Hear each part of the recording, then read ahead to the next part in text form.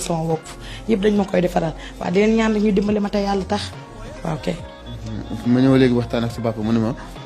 booy bu la xale yi dee déplacé sax dañ lay bërëg nga wëlbatiku maanaam sa activité yëpp daal dañ lay bërëg nga wëlbatiku dem ak a dikk. te xam nga bërëg boobu dafa metti parce que xale yi maa leen ëpp foofu mun ñu ma yëkkati dañuy jéem te buñ may yëkkati yàlla xam na ne jour boobu métti lay fanaanoo parce que yëkkati yàlla xam na ne jour boobu métti lay fanaanoo parce que duñu ko attan dañuy forcer 3 wala 4 personnes dinañ jàpp sama tànk pour mën ma dëpp. ولو شاء الله لأعنتكم إن الله عزيز حكيم ولا تنكحوا المشركات حتى يؤمنوا ولأمة مؤمنة خير من مشركة ولو أعجبتكم ولا تنكحوا المشركين حتى يؤمنوا خير waaw kon naka la aji gëm ji di mën a wut façon deewin wu muy bëgg a dee te kat dee dafa am secret boo xamante ni bii nit ñi xamuñu ko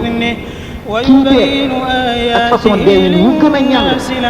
mbaa wu gën a métti ci nit ñi moo gën a woyof ci moom. ويسألونك عن المحيض قل هو أذى فاعتزلوا النساء في المحيض ولا تقربوهن حتى يطهرن فإذا تطهرن فأتوهن من حيث أمركم الله إن الله يحب التوابين ويحب المتطهرين نساؤكم حرث لكم فأتوا حرثكم أنى شئتم وقدموا لأنفسكم واتقوا الله واعلموا أنكم ملاقوه وبشر المؤمنين ولا تجعلوا الله عرضة لأيمانكم أن تبروا وتتقوا وتصلحوا بين الناس والله سميع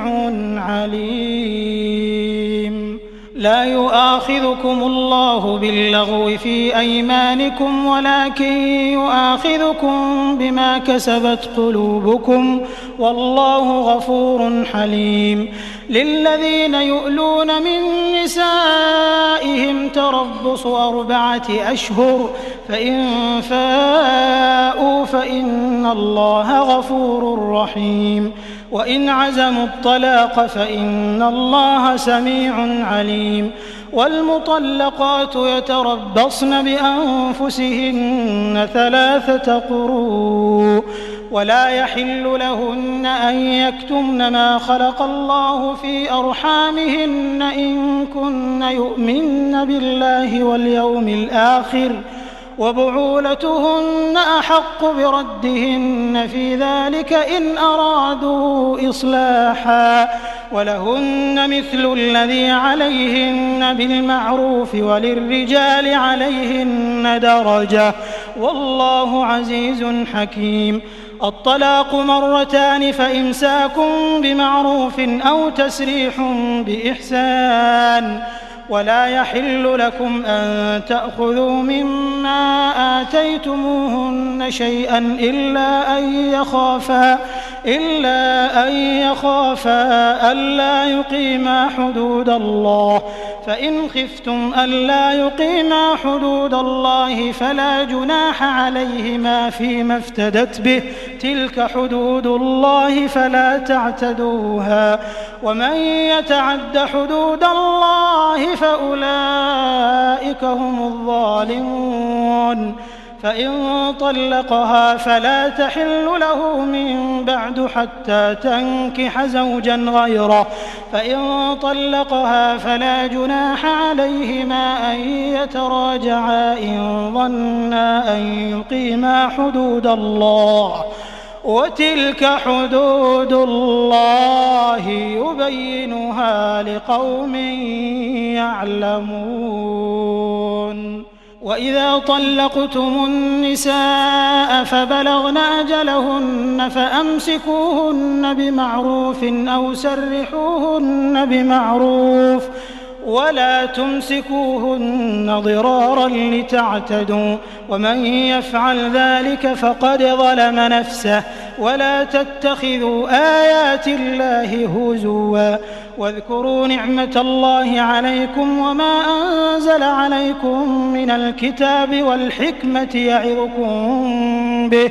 واتقوا الله واعلموا أن الله بكل شيء عليم وإذا طلقتم النساء فبلغن أجلهن فلا تعضلوهن أن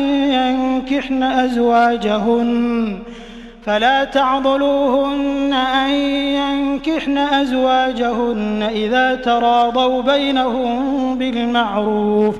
ذلك يوعظ به من كان منكم يؤمن بالله واليوم الآخر ذلكم أزكى لكم وأطهر والله يعلم وأنتم لا تعلمون والوالدات يرضعن أولادهن حولين كاملين لمن أراد أن يتم الرضاعة وعلى المولود له رزقهن وكسوتهن بالمعروف لا تكلف نفس إلا وسعها لا تضار والدة بولدها ولا مولود له بولده وعلى الوارث مثل ذلك فإن أرادا فصالا عن تراض منهما وتشاور فلا جناح عليهما وإن أردتم أن تسترضعوا أولادكم فلا جناح عليكم إذا سلمتم ما آتيتم بالمعروف واتقوا الله واعلموا أن الله بما تعملون بصير